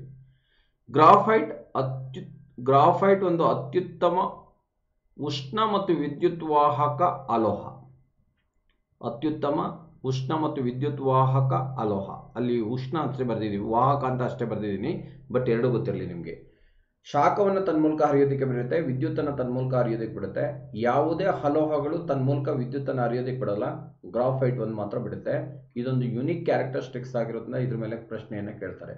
Graphite is a very good conductor of heat and electricity, non metal. Graphite ಒಂದು ಅತ್ಯುತ್ತಮವಾದಂಥ ಉಷ್ಣ ಮತ್ತು ವಿದ್ಯುತ್ ವಾಹಕ ಅಲೋಹ. ಗ್ರಾಫೈಟ್ನಲ್ಲಿ ಇಂಗಾಲದ ಪರಮಾಣುಗಳು ಪದರದ ರೂಪದಲ್ಲಿರೋದ್ರಿಂದ, ಲೇಯರ್ ರೂಪದಲ್ಲಿರೋದ್ರಿಂದ ಇದು ಮೃದುವಾಗಿರುತ್ತೆ. ಇದನ್ನ ಪೆನ್ಸಿಲ್ ಲೆಡ್ನ ಮಾಡೋದಕ್ಕೆ ಬಳಸ್ತಾರೆ. ನೀವು ಇದನ್ನ ಶಾರ್ಪನಿಂಗ್ ಮಾಡ್ಬೇಕಾದ್ರೆ ಆ ಒಂದು ಲೇಯರಿಂದ ಇನ್ನೊಂದು ಲೇಯರ್ಗೆ ಹೋಗ್ಬೇಕಾದ್ರೆ ಏನಾಗುತ್ತೆ ಅಂತಂದರೆ ಒಂದೇ ಒಂದು ಸ್ವಲ್ಪ ವೇರಿಯೇಷನ್ ಆದ ಸಾಕು ಅದು ಮುರಿದೋಗ್ಬಿಡುತ್ತೆ. ಕಾರಣ ಏನು ಅಂತಂದರೆ ಲೇಯರಿಂದ ಲೇಯರ್ಗೆ ಜೋಡಣೆ ಆಗಿರೋದ್ರಿಂದ ಒಂದೇ ಒಂದು ಸ್ವಲ್ಪ ವೇರಿಯೇಷನ್ ಆದರೂ ಮುರಿದೋಗ್ಬಿಡುತ್ತೆ, ಅದಕ್ಕೋಸ್ಕರ ಸಾಫ್ಟ್ ಆಗಿದೆ. ಗ್ರಾಫೈಟ್ನಲ್ಲಿ ಇಂಗಾಲದ ಪರಮಾಣುಗಳು ಪದರದ ರೂಪದಲ್ಲಿರುವುದರಿಂದ ಗ್ರಾಫೈಟ್ ಮೃದುವಾಗಿದೆ. In graphite carbon atoms arranged in the form of layer, hence it is become soft. Okay, graphite ಅನ್ನು ಎಲ್ಲೆಲ್ಲಿ ಬಳಸ್ತೀವಿ ಅಂದರೆ ಪೆನ್ಸಿಲಲ್ಲಿ ಬಳಸ್ತೀವಿ. ಪೆನ್ಸಿಲಲ್ಲಿ ಲೆಡ್ ಅಂತ ಹೇಳ್ತಿರಲ್ಲ, ಓಕೆ, ಪೆನ್ಸಿಲಲ್ಲಿ ಬಳಸ್ತೀವಿ. ಪೆನ್ಸಿಲ್ ಮೇಲೆ ಒಂದು 2-3 ಕ್ವಶನ್ಸ್ ಅನ್ನು ಕೇಳ್ತಾನೆ. ಪೆನ್ಸಿಲ್ನಲ್ಲಿ ಎಚ್ ಬಿ ಏನನ್ನು ಸೂಚಿಸುತ್ತದೆ ಅಂತಲೇ ಕೇಳ್ತಾನೆ. ಹಾರ್ಡ್ ಬ್ಲೆಂಡ್ ಅಂತ ಹಂತ. Hard blend H B pencil ಅಂತಲೇ ನೀವು ಅಂಗಡಿಗಳಲ್ಲಿ ಕೇಳ್ತೀರಾ. ಹಾರ್ಡ್ ಬ್ಲೆಂಡ್ ಒಂದು. ಎರಡನೇದು ಹಾರ್ಡ್ ಬ್ಲೆಂಡ್ ಒಂದು ಪಾಯ್ಸನಸ್ ಸಬ್ಸ್ಟೆನ್ಸಸ್. IAS ಅಲ್ಲಿ ಒಂದು ಕ್ವಶನ್ಸ್ ಕೇಳಿದ್ದಾನೆ, ಪೆನ್ಸಿಲ್ ಲೆಡ್ಡಲ್ಲಿ ಹಾರ್ಡ್ ಬ್ಲೆಂಡ್ ಕಂಟೆಂಟ್ ಎಷ್ಟಿರುತ್ತೆ ಅಂತ. 0% ಇರುತ್ತೆ. ಇದು ಟಾಕ್ಸಿಕ್. ಮಕ್ಕಳುಗಳು ಬಾಯಿಗೆಲ್ಲ ಇಟ್ಕೊಂಡಿರ್ತಾರೆ, ಪಾಯ್ಸನಸ್ ಆಗಬಾರ್ದು, ಅದಕ್ಕೋಸ್ಕರ ಟಾಕ್ಸಿಕ್ ಕಂಟೆಂಟ್ 0%ಗೆ ಮೇಂಟೈನ್ ಮಾಡಿರ್ತಾರೆ. ಓಕೆ. ನೆಕ್ಸ್ಟ್ ಶೆಲ್ಗಳ ತಯಾರಿಕೆಯಲ್ಲಿ ಬಳಸ್ತೀವಿ, ಬ್ಯಾಟ್ರಿನಲ್ಲಿ ಬಳಸ್ತೀವಿ. ಪೆನ್ಸಿಲಲ್ಲಿ ಯಾಕೆ ಬಳಸ್ತೀವಿ ಅಂತಂದರೆ ಸಾಫ್ಟ್ನೆಸ್ ಇರೋದ್ರಿಂದ ಬರೆಯೋದಕ್ಕೆ ಈಸಿ. ಎರಡನೇದೇನು ಅಂತಂದರೆ ಇದರಲ್ಲಿ ಎಚ್ ಬಿ ಪೆನ್ಸಿಲ್ನಲ್ಲಿ ಎಚ್ ಬಿ ಏನನ್ನು ಸೂಚಿಸ್ತದೆ ಅಂತ ಕೇಳ್ತಾನೆ, ಹಾರ್ಡ್ ಬ್ಲೆಂಡ್. ಅಲ್ಲಿಲ್ಲ, ನಿಮ್ಗೆ ಗೊತ್ತಿರಬೇಕು. ಇದು ಎಷ್ಟು ಪರ್ಸೆಂಟ್ ಇರುತ್ತೆ ಪೆನ್ಸಿಲ್ನಲ್ಲಿ ಅಂದರೆ 0% ಇರುತ್ತೆ. ಪೆನ್ಸಿಲ್ ಲೆಡ್ನಲ್ಲಿ ಬಳಸೋದು ಯಾವುದು ಅಂತಲೂ ನಿಮಗೆ ಮೊನ್ನೆ ಕ್ವಶನ್ಸ್ ಕೇಳಿದ್ದಾನೆ. ಗ್ರಾಫೈಟನ್ನು ಬಳಸ್ತಾನೆ. KSRP PC ಕ್ವಶನ್ಸ್ ಆಗಿತ್ತು, ಈ ಥರ ಕ್ವಶನ್ಸ್ ಬರುತ್ತೆ. ಸೆಲ್ ಶುಷ್ಕ ಕೋಶಗಳ ತಯಾರಿಕೆಯನ್ನು ಬಳಸ್ತಾರೆ. ಸೆಲ್ಲಲ್ಲಿ ಒಂದು ಬ್ಲಾಕ್ ರೆಡ್ ಇರುತ್ತೆ, ರೆಡ್ ಟ್ಯೂಬ್ ಇರುತ್ತೆ. ಅದರೊಳಗೆ ಆ ಲೆಡ್ಡನ್ನು ಮಾಡೋದಕ್ಕೆ ಆ ಸೆಲ್ಲಲ್ಲಿ ಮಧ್ಯಭಾಗದಲ್ಲಿರುವಂಥ ಬ್ಲಾಕ್ ಲೆಡ್ಡನ್ನು ಆ್ಯನೋಡ್ ಮತ್ತು ಕ್ಯಾಥೋಡನ್ನು ಕನೆಕ್ಟ್ ಮಾಡುವಂಥ ಇದನ್ನು ಮಾಡೋದಕ್ಕೆ ಇದನ್ನು ಬಳಸ್ತಾರೆ. ಕಾರಣ ವಿದ್ಯುತ್ತನ್ನು ತನ್ನ ಮೂಲಕ ಹರಿಯೋದಕ್ಕೆ ಬಿಡುತ್ತೆ. ಯಾವ ಕಾರಣದಿಂದ ಶೆಲ್ಲಲ್ಲಿ ಬಳಸ್ತಾರೆ? ಶುಷ್ಕ ಕೋಶದಲ್ಲಿಂದನೂ ಕ್ವಶನ್ಸ್ ಮಾಡ್ಬೋದು. ವಿದ್ಯುತ್ತನ್ನು ತನ್ನ ಮೂಲಕ ಹರಿಯೋದಕ್ಕೆ ಬಿಡೋದ್ರಿಂದ ಇದನ್ನು ಬಳಸ್ತಾರೆ. ಕ್ಲಿಯರ್? ಒಂದು. ನಿಮಗೆ PSI ಒಂದು ಕ್ವಶನ್ಸ್ ಕೇಳಿದ್ದ, chemical energy converted into electric energy ಎಲ್ಲಾಗುತ್ತೆ ಅಂತ. ಸೆಲ್ ಯಾವ ತತ್ವದ ಮೇಲೆ ಕೆಲಸ ಮಾಡುತ್ತೆ ಅಂದರೆ chemical energy converted into electric energy. Battery ಇದೆಯಲ್ಲ, ಬ್ಯಾಟ್ರಿ ಲೈಟ್ಗೋಸ್ಕರ ಬಳಸ್ತೀವಲ್ಲ, ಅದು ಅದರೊಳಗಡೆ ಕೆಮಿಕಲ್ ಎನರ್ಜಿ ಇರೋದೇನಾಗುತ್ತೆ, ಎಲೆಕ್ಟ್ರಿಕ್ ಎನರ್ಜಿ ಆಗಿ ಕನ್ವರ್ಟ್ ಆಗಿಬಿಡುತ್ತೆ. ಅಂದರೆ ಲೈಟ್ ಎನರ್ಜಿ ಆಗಿ ಕೂಡ ಕನ್ವರ್ಟ್ ಆಗುತ್ತೆ. ಓಕೆ. ನೆಕ್ಸ್ಟ್ ಗ್ರಾಫೈಟ್ ಅಂದರೆ ಸಾಲಿಡ್ ಲೂಬ್ರಿಕೆಂಟ್. ಸಾಲಿಡ್ ಲೂಬ್ರಿಕೆಂಟ್ ಅನ್ನೋದು ಒಂದು ಸ್ವಲ್ಪ ಇದಾಗಿದೆ, ಕನ್ವರ್ಟ್ ಆಗಲಿಲ್ಲ, ಅದು ಗೊತ್ತಿರಲಿ ನಿಮಗೆ. ಒಂದು ಘನ ಸ್ನೇಹಿ. ಲೂಬ್ರಿಕೆಂಟ್ ಶಾಪ್ ಅಂತ ಹೇಳ್ತೀರಾ, ಆಯಿಲ್ ಶಾಪನ್ನು ಲೂಬ್ರಿಕೆಂಟ್ ಶಾಪ್ ಅಂತ ಹೇಳ್ತೀವಿ. ನಮ್ಮ ವೆಹಿಕಲ್ಗಳಿಗೆ ಆಯಿಲನ್ನು ಎಲ್ಲಿಗಾಗ್ತೀವಿ ಅಂದರೆ ಎಲ್ಲಿ ಫ್ರಿಕ್ಷನ್ ಆಗುತ್ತೆ, ಎಲ್ಲಿ ಸೌದೋಗ್ಬಿಡುತ್ತೆ, ಎಲ್ಲಿ ಸ್ಮೂತಾಗಿ ಮೂವ್ಮೆಂಟ್ ಆಗಬೇಕು ಅಲ್ಲೆಲ್ಲ ಲೂಬ್ರಿಕೇಶನ್ ಮಾಡ್ತೀವಿ, ಆಯಿಲನ್ನು ಹಾಕ್ತೀವಿ. ಎಲ್ಲ ಆಯಿಲ್ಗಳು ಲಿಕ್ವಿಡ್ ರೂಪದಲ್ಲೇ ಇರ್ತವೆ. ಆದರೆ ಸಾಲಿಡ್ ರೂಪದಲ್ಲಿರುವಂಥ ಏಕೈಕ ಲೂಬ್ರಿಕೆಂಟ್ ಅಂತಂದರೆ graphite. Graphite is A solid lubricant. ಘನ ಸ್ನೇಹಿ ಯಾವುದು ಅಂತ ಕೇಳ್ತಾನೆ. ಇವತ್ತು ರೈಲ್ವೆ ಗಾಲಿಗಳಲ್ಲಿ ಇದನ್ನು ಬಳಸ್ತಾರೆ. ಸ್ಮೂತಾಗಿ ರನ್ನಿಂಗ್ ಆಗೋದಕ್ಕೆ ಹೆಲ್ಪ್ ಮಾಡುತ್ತೆ, ಫ್ರಿಕ್ಷನ್ ಆಗದಂಗೆ ನೋಡ್ಕೊಳ್ಳುತ್ತೆ. ಎರೆ ಎಣ್ಣೆ ಅಂತ ನೀವು ಬಳಸ್ತಾ ಇದ್ರಿ ಹಳ್ಳಿಗಳಲ್ಲಿ, ನಿಮ್ಗೆ ಗೊತ್ತಿರಬೇಕು, ಮರದ ಗಾಡಿಗಳು ಇರ್ತಾ ಇತ್ತು, ಮಧ್ಯೆ ಒಂದು ರಾಡ್ ಇರೋದು, ಅದು ಸೌಂಡ್ ಬರೋದು ಸ್ಟಾರ್ಟ್ ಆಗಿಬಿಟ್ರೆ ಎರೆ ಎಣ್ಣೆಯನ್ನು ಹಾಕ್ತಾಯಿದ್ರು. ಅದು ಸವಿದಂಗೆ ನೋಡ್ಕೊಳ್ತಾ ಇತ್ತು, ಫ್ರಿಕ್ಷನ್ ಆಗದಂಗೆ ನೋಡ್ಕೊಳ್ತಾ ಇತ್ತು, ಸ್ಮೂತಾಗಿ ಚಕ್ರ ಮುಂದಕ್ಕೆ ಹೋಗೋ ರೀತಿಯಲ್ಲಿ ನೋಡ್ಕೊಳ್ತಾ ಇತ್ತು. ಆ ರೀತಿಯಲ್ಲಿ ಮಾಡೋದಕ್ಕೆ ಬಳಸ್ತಾರೆ. ಇದಕ್ಕೆ ಕನ್ನಡದಲ್ಲಿ ಘನ ಸ್ನೇಹಿ ಅಂತ ಕರಿತೀವಿ, ಇಂಗ್ಲೀಷಲ್ಲಿ ಸಾಲಿಡ್ ಲೂಬ್ರಿಕೆಂಟ್ ಅಂತ ಕರಿತೀವಿ. ಇದೊಂದೇ ಗ್ರಾಫೈಟ್ ಒಂದೇ ಸಾಲಿಡ್ ಲೂಬ್ರಿಕೆಂಟ್, ಇನ್ಯಾವುದೂ ಇಲ್ಲ. ಗ್ರಾಫೈಟನ್ನು ಮಂದಕಾರಿಯಾಗಿ ಬೆಳೆಸ್ತಾರೆ. ಅಟಾಮಿಕ್ ಪವರ್ ಸ್ಟೇಷನ್ನಲ್ಲಿ ಮಂದಕಾರಿಯಾಗಿ ಬೆಳೆಸ್ತೀವಿ. ಮಂದಕಾರಿ ಅಂದರೆ ಏನು ಅಂತಂದರೆ ಬೈಜಿಕ ವಿದ್ಯುತ್ ಸ್ಥಾವರದಲ್ಲಿ ನ್ಯೂಟ್ರಾನ್ ಬಿಡುಗಡೆಯನ್ನು ನಿಧಾನಗೊಳಿಸೋದಕ್ಕೆ ಮಂದಕಾರಿ ಅಂತ ಕರಿತೀವಿ. ಈ ಮಂದಕಾರಿಗಳಲ್ಲಿ ಬಳಸ್ತಾರೆ. IAS ಅಲ್ಲಿ ಕೇಳಿದ್ದಾನೆ, ಮಾಡರೇಟರ್ ಆಗಿ ಈ ಕೆಳಗಿನ ಯಾವ ಧಾತುವನ್ನು ಬಳಸ್ತಾರೆ ಅಂತ, ಯಾವ ಎಲಿಮೆಂಟನ್ನು ಬಳಸ್ತಾರೆ ಅಂತ. ಗ್ರಾಫೈಟನ್ನು ಬಳಸ್ತಾರೆ. ಮಂದಕಾರಿಯನ್ನು ಮೊದಲಿಗೆ ಗ್ರಾಫೈಟನ್ನು ಬಳಸ್ತಾ ಇದ್ವಿ, ಇವತ್ತು ಮಂದಕಾರಿಯನ್ನು ಬಳಸ್ತಾ ಇಲ್ಲ. ಆಧುನಿಕ ಬೈಜಿಕ ವಿದ್ಯುತ್ ಸ್ಥಾವರಗಳಲ್ಲಿ ಮಂದಕಾರಿಯನ್ನು ಬಳಸೋದಿಲ್ಲ. ಕಾರಣ ಮೊದಲಿಗೆ ಕ್ರಿಟಿಕಲ್ ಸೈಜ್ ಗೊತ್ತಿರಲಿಲ್ಲ, ಆ ಯೂನಿಟ್ನ ಕೆಪಾಸಿಟಿಯನ್ನು ಕಂಡುಹಿಡಿಯೋಕ್ಕೆ ನಮಗೆ ಗೊತ್ತಿರಲಿಲ್ಲ. ಈಗ ಕ್ರಿಟಿಕಲ್ ಸೈಜನ್ನು ನಮಗೆ ಕಂಡುಹಿಡಿಯುವಂಥ ತಂತ್ರ ಗೊತ್ತಿದೆ, ಅದಕ್ಕೋಸ್ಕರ ಬಳಸಲ್ಲ. ಓಕೆ. ನಿಮಗೆ IAS ಅಲ್ಲೂ ಕೂಡ ಒಂದು ಕ್ವಶನ್ಸ್ ಕೇಳಿದ್ದಾನೆ, ಬೈಜಿಕ ವಿದ್ಯುತ್ ಸ್ಥಾವರದ ಕೆಪಾಸಿಟಿಯನ್ನು ಕಂಡುಹಿಡಿಯೋದಕ್ಕೆ ಬಳಸುವಂಥ ಮೂಲಮಾನ ಯಾವುದು ಅಂತ. ಪರ್ಮಿ ಎನ್ನುವಂಥ ಒಂದು ಮೂಲಮಾನವನ್ನು ಬಳಸ್ತಾರೆ. ಪರ್ಮಿ, ಇಷ್ಟು ಗೊತ್ತಿರಬೇಕು. ಗ್ರಾಫೈಟನ್ನು ಬೈಜಿಕ ವಿದ್ಯುತ್ ಸ್ಥಾವರದಲ್ಲಿ ಮಂದಕಾರಿಯಾಗಿ ಬಳಸ್ತಾರೆ. ಮಂದಕಾರಿ ಅಂದರೆ ಏನು ಅಂತಂದರೆ ಬೈಜಿಕ ವಿದ್ಯುತ್ ಸ್ಥಾವರದಲ್ಲಿ ನ್ಯೂಟ್ರಾನ್ ಬಿಡುಗಡೆಯನ್ನು ನಿಧಾನಗೊಳಿಸೋದಕ್ಕೆ ಮಂದಕಾರಿ ಅಂತ ಹೇಳ್ತೀವಿ. ಹಾಗಾದರೆ ಏನನ್ನು ಬಳಸ್ತೀವಿ ಅಂದರೆ ಗ್ರಾಫೈಟನ್ನು ಬಳಸ್ತೀವಿ. ಆಧುನಿಕ ಬೈಜಿಕ ವಿದ್ಯುತ್ ಸ್ಥಾವರದಲ್ಲಿ ಗ್ರಾಫೈಟನ್ನು ಬಳಸಲ್ಲ, ಮೀನ್ಸ್ ಮಂದಕಾರಿಯನ್ನು ಬಳಸಲ್ಲ. ಕಾರಣ ಏನು ಅಂದರೆ ಕ್ರಾಂತಿ ಗಾತ್ರವನ್ನು ಕಂಡುಹಿಡಿಯುವಂಥ ಒಂದು ತಂತ್ರ ನಮಗೆ ಗೊತ್ತಿದೆ ಇವತ್ತು. ಆ ಕ್ರಾಂತಿ ಗಾತ್ರವನ್ನು ಕಂಡುಹಿಡಿಯೋದಕ್ಕೆ ಬಳಸುವಂಥ ಮೂಲಮಾನ ಯಾವುದು ಅನ್ನೋದೊಂದು IAS ಕ್ವಶನ್ಸು. ಪರ್ಮಿ ಎನ್ನುವಂಥ ಒಂದು ಮೂಲಮಾನವನ್ನು ಬಳಸ್ತೀವಿ, ಪರ್ಮಿ. ಓಕೆ. ಇಂಗ್ಲೀಷಲ್ಲಿ ನೋಡೋಣ.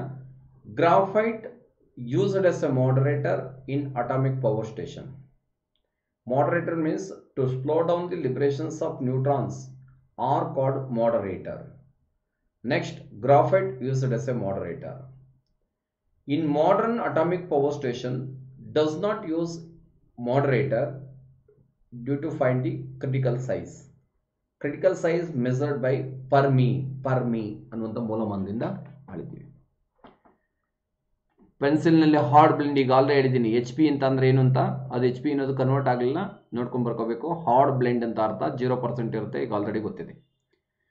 ವಾತಾವರಣದಲ್ಲಿರುವ ಭೂ ವಾತಾವರಣದಲ್ಲಿ ಇರುವ ಏರಳವಾದ ಅಲೋಹ ಯಾವುದು ಅಂತ ಹೇಳ್ತಾರೆ. Abundant non metal in the environment ಅಂತ ಕೇಳಿದ್ರೆ ನೈಟ್ರೋಜನ್, ಸಾರಜನಕ. ಓಕೆ, ಅತಿ ಭಾರವಾಗಿರುವಂತಹ ಅಲೋಹ ಯಾವುದು ಅಂತ ಕೇಳಿದ್ರು ಕೂಡ ಸಾರಜನಕ. ಅತಿ ಭಾರವಾಗಿರೋದು, ವಾತಾವರಣದಲ್ಲಿ ಅತಿ ಭಾರವಾಗಿರುವಂತಹ ಅಲೋಹ ಯಾವುದು ಅಂದ್ರೆ ಸಾರಜನಕ, ನೈಟ್ರೋಜನ್ ಅಂತಾನು ಕರಿತೀವಿ. ಇಷ್ಟು ಕ್ವಶನ್ಸ್ ಇದ್ರ ಮೇಲೆ ಬಂದಿದೆ. ವಾತಾವರಣದಲ್ಲಿರುವ ಅಧಿಕ ಅನಿಲ ಯಾವುದು ಅಂದ್ರೆ ನೈಟ್ರೋಜನ್, ಸಾರಜನಕ. ಅತಿ ಏರಳವಾಗಿ ದೊರೆಯುವ ಅಲೋಹ ಯಾವುದು ಅಂದ್ರೆ ಸಾರಜನಕ. ಅತಿ ಭಾರವಾದ ಅಲೋಹ ಯಾವುದು ಅಂದ್ರೆ ಸಾರಜನಕ. ಕ್ಲಿಯರ್. ಹಗುರವಾದ ಅಲೋಹ ಅಂತಂದ್ರೆ ಜಲಜನಕ. ಹಗುರವಾದ ಅನಿಲ ಅಂತಂದ್ರೂ ಜಲಜನಕ, ಹಗುರವಾದ ಅಲೋಹ ಅಂದ್ರೂ ಜಲಜನಕ. ಓಕೆ, ಈ ಆ್ಯಂಗಲಲ್ಲೂ ಕೇಳ್ಬೋದು, ಆ ಆ್ಯಂಗಲಲ್ಲೂ ಕೇಳ್ಬೋದು, ಗೊತ್ತಿರಲಿ ಅದು. ನಾನು ಇಂಗ್ಲೀಷಲ್ಲಿ ಒಮ್ಮೆ ಹೇಳ್ಬಿಡ್ತೀನಿ. Abundant non metal in the environment nitrogen. heaviest non-metal in the environment nitrogen. Lightest non-metal in the environment hydrogen. Liquid non-metal bromine. Liquid non-metal bromine. ನಿಮ್ಗೆ ಗೊತ್ತಿದೆ ದ್ರವ ಲೋಹಗಳು ಯಾವುವು ಅಂದ್ರೆ ಮರ್ಕ್ಯುರಿ ಮತ್ತು ಗ್ಯಾಲಿಯಂ ಅಂತ ಬರೆದ್ರಿ. ದ್ರವ ಅಲೋಹ ಯಾವುದು ಅಂತ ಕೇಳಿದ್ರೆ ಬ್ರೋಮಿನ್. ಇದೊಂದೇ ಇರೋದ್ರಿಂದ ಕ್ವಶನ್ಸ್ ಆಗ್ಬೋದು.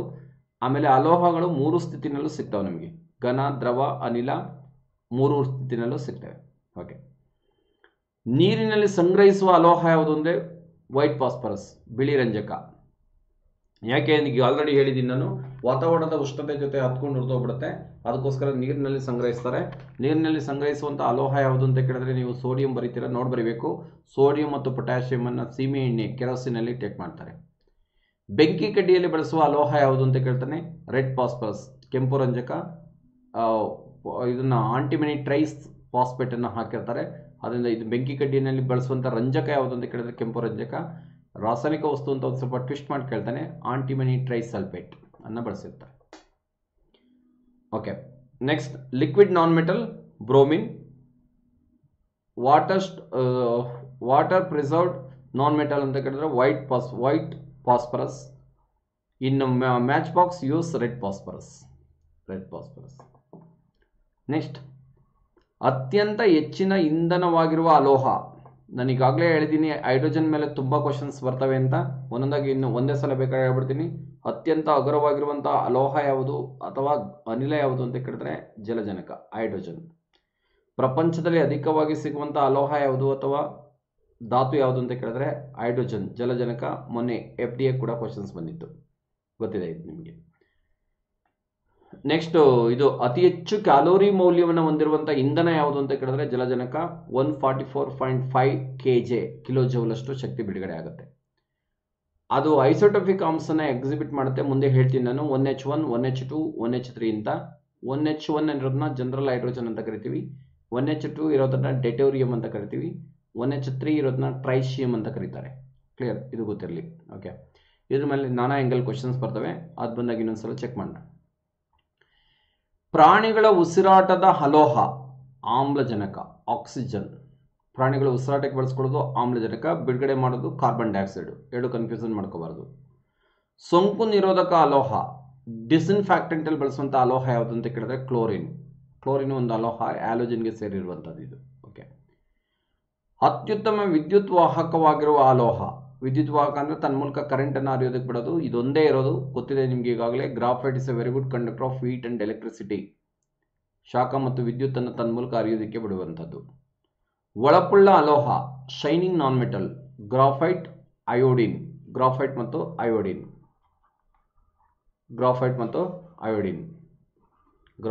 ಅಯೋಡಿನ್. ನೆಕ್ಸ್ಟ್ ಪೆನ್ಸಿಲ್ ಗಾಜನ್ನು ಕತ್ತರಿಸಲು ಬಳಸುವಂತಹ ಅಲೋಹ.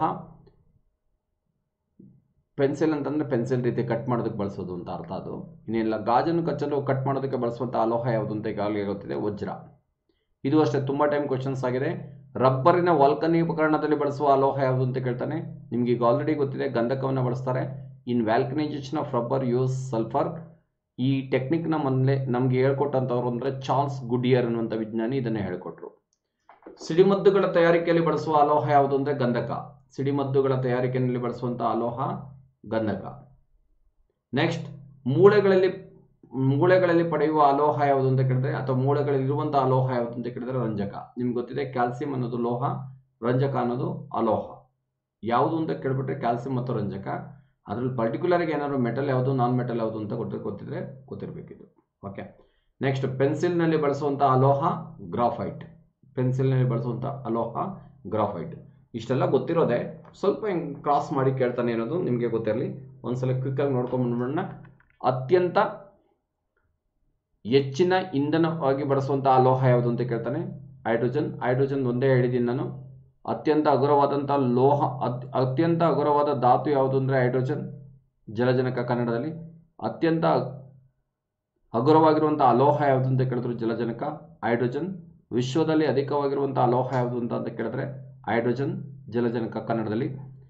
ಅತಿ ಹೆಚ್ಚು ಕ್ಯಾಲೋರಿ ಮೌಲ್ಯವನ್ನು ಹೊಂದಿರುವಂಥ ಇಂಧನ ಯಾವುದು ಅಂತ ಕೇಳಿದ್ರೆ ಅಥವಾ ಅಲೋಹ ಯಾವುದು ಅಂತ ಕೇಳಿದ್ರೆ ಹೈಡ್ರೋಜನ್. ಓಕೆ. ನೆಕ್ಸ್ಟ್ ಪ್ರಾಣಿಗಳ ಉಸಿರಾಟದಿಂದ ಪ್ರಾಣಿಗಳ ಉಸಿರಾಟಕ್ಕೆ ಅವಶ್ಯಕವಾಗಿರುವ ಅಲೋಹ ಯಾವುದು ಅಂದರೆ ಆಮ್ಲಜನಕ. ಬಿಡುಗಡೆಯಾಗುವ ಅನಿಲ ಯಾವುದು ಅಂದರೆ ಕಾರ್ಬನ್ ಡೈಆಕ್ಸೈಡ್. ಸೋಂಕು ನಿರೋಧಕಗಳಲ್ಲಿ ಬಳಸುವಂಥ ಅಲೋಹ ಯಾವುದು ಅಂತ ಕೇಳಿದ್ರೆ ಕ್ಲೋರಿನ್. ಉತ್ತಮ ವಿದ್ಯುತ್ ವಾಹಕವಾಗಿರುವಂಥ ಅಲೋಹ ಯಾವುದು ಅಂತ ಕೇಳಿದ್ರೆ ಗ್ರಾಫೈಟ್. ಒಳಪುಳ್ಳ ಅಲೋಹ ಐಡಿನ್ ಮತ್ತು ಗ್ರಾಫೈಟ್. ಪೆನ್ಸಿಲ್ ಗಾಜನ್ನು ಕತ್ತರಿಸಲು ಬಳಸುವಂಥ ಅಲೋಹ ಯಾವುದು ಅಂತ ಕೇಳಿದ್ರೆ ವಜ್ರ. ವಾಲ್ಕನೀಕರಣದಲ್ಲಿ ಬಳಸುವಂಥ ಅಲೋಹ ಯಾವುದು ಅಂತ ಕೇಳಿದ್ರೆ ಗಂಧಕ. ಸಿಡಿಮದ್ದುಗಳ ತಯಾರಿಕೆಯಲ್ಲಿ ಬಳಸುವಂಥ ಅಲೋಹ ಗಂಧಕ. ಮೂಳೆಗಳಲ್ಲಿ ಪಡೆಯುವಂಥ ಅಲೋಹ ಅಂತ ಕೇಳಿದ್ರೆ ರಂಜಕ. ನೀರಿನಲ್ಲಿ ಬಳಸುವಂಥ ಅಲೋಹ ಗ್ರಾಫೈಟ್. ಓಕೆ. ಇದನ್ನು ನೀವು ಇಂಗ್ಲೀಷಲ್ಲಿ ಹೇಳಿದ್ರು ಅಷ್ಟೇ, ಇದರೊಳಗೆ ಏನಿಲ್ಲ. Abundant element in the universe ಅಂತ ಕೇಳಿದ್ರೆ ಪ್ರಪಂಚದಲ್ಲಿರುವಂಥ ಅಧಿಕ ಧಾತು ಯಾವುದು ಅಂತ ಕೇಳಿದ್ರೆ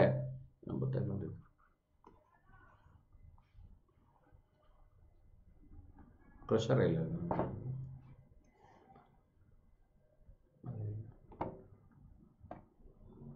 ಇದು ಹೋಗಲ್ವಾ?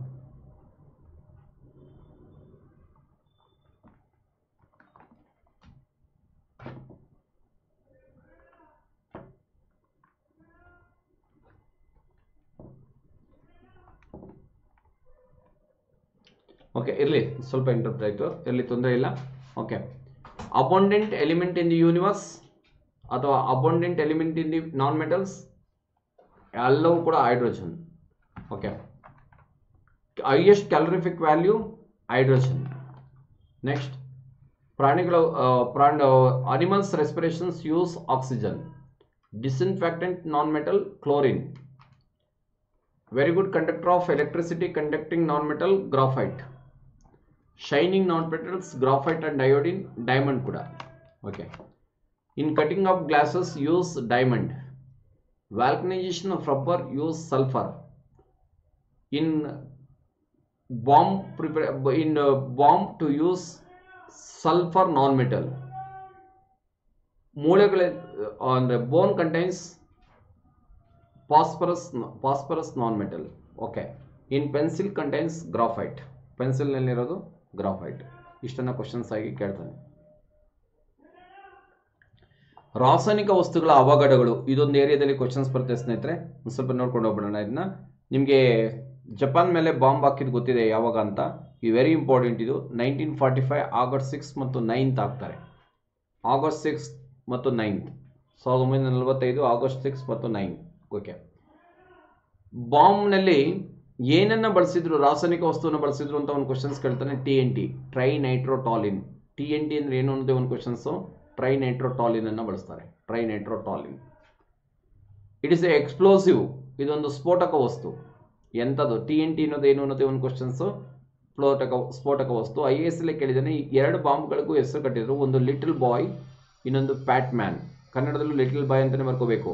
ನೀವು ಸಣ್ಣ ಹುಡುಗ ಅಂತ ಬರ್ಕೊಂಡ್ರೆ ಆಪ್ಷನ್ಸೇ ಬೇರೆ ಆಗ್ಬಿಡುತ್ತೆ, ನೋಡಿ ಬರಿಬೇಕಾಗುತ್ತೆ. ಜಪಾನ್ ಮೇಲೆ ಬಾಂಬ್ ಹಾಕಿದ್ದು 1945 ಆಗಸ್ಟ್ 6 ಮತ್ತು 9 ಮೇಲೆ ಹಾಕಿದ್ರು. ಆಗಸ್ಟ್ 6 ಹಿರೋಶಿಮಾ ಮೇಲೆ ಹಾಕಿದ್ರು. ಆಗಸ್ಟ್ 9 ನಾಗಸಾಕಿ ಡೇ ಮೇಲೆ ಹಾಕಿದ್ರು. ಇದು ಬಳಸಿದಂಥ ರಾಸಾಯನಿಕ ವಸ್ತು ಯಾವುದು ಅನ್ನೋದು ಇವತ್ತಿನವರೆಗೂ ಕಾಂಪಿಟೇಟಿವ್ ಎಕ್ಸಾಮ್ ಕ್ವಶನ್ಸ್ ಆಗುತ್ತೆ. TNT, ಟ್ರೈನೈಟ್ರೋಟಾಲಿನ್ ಅಂತ. ಓಕೆ. ಇದು ಏನು ಅಂತ ಕೇಳ್ತಾನೆ. It is a explosive. ಇದೊಂದು ಸ್ಫೋಟಕ ವಸ್ತು. 2 ಬಾಂಬ್ ಹೆಸರುಗಳನ್ನು ಕಟ್ಟಿದ್ರು, ಲಿಟಲ್ ಬಾಯ್ ಮತ್ತು ಪ್ಯಾಟ್ಮ್ಯಾನ್ ಅನ್ನುವಂಥ ಹೆಸರನ್ನು ಕಟ್ಟಿದ್ರು. ಕ್ಲಿಯರ್? ಇಷ್ಟು ಕ್ವಶನ್ಸ್ ಕಾಂಪಿಟೇಟಿವ್ ಎಕ್ಸಾಮ್ನಲ್ಲಿ ಬಂದಿವೆ. ತುಂಬ ಕೇರ್ಫುಲ್ ಆಗಿ ನೋಡ್ಕೋಬೇಕು. ಇದನ್ನ ಮ್ಯಾಥ್ಯೂ ಫಾಲೋಯಿಂಗ್ ಇಲ್ಲಿ ಆ ಥರದಲ್ಲಿ ಕೊಟ್ಬಿಡ್ತಾನೆ. Okay. Japan bomb on 1945 August 6th and 9th. It contains TNT, trinitrotoluene. It is a explosive. The name is Little Boy and Batman. Okay. Next, ಇದು ಮುಗಿಸ್ಬಿಟ್ಟು ಇದು ಇದ್ರ ಮೇಲೆ ಭೂಪಾಲ್ ಗ್ಯಾಸ್ ಟ್ರಾಜಿಡಿ ಗೊತ್ತಿದೆ ನಿಮಗೆ. 1984ನಲ್ಲಿ ಆಯಿತು.